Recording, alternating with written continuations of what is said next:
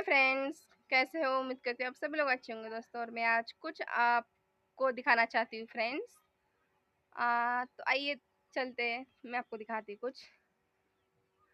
तो देखिए फ्रेंड्स, ये आम का पेड़ है, आप देख सकते हैं। और बहुत सारे मतलब बहुत मीठे है ये आम, आप देख सकते हैं। अभी तो छोटे छोटे, जब बड़े होते बहुत बड़े होते हैं ये आम फ्रेंड्स। और जब ये कच्चा है, कच्चे में जैसे हम काट के खाएंगे तो बहुत मीठे हैं आम। और जो आपको उस साइड दिखाई दे रहा है पेड़, उस पेड़ पे भी आम लग रखे हैं, लेकिन वो आम खट्टा है कच्चे में, मतलब वो अचार बनाने के लिए ठीक है। और जब पकते हैं आम तो बहुत ज़्यादा मीठे होते हैं फ्रेंड्स वो आम। और देख सकते हैं ये हमारा बाड़ा है, और बाड़े में हमने मिर्ची लगा रखी है इस तरह की, आप देख सकते हैं। और यहाँ पे खीरा है, मतलब खीरे का पेड़ है यहाँ पे, हम देख सकते हैं।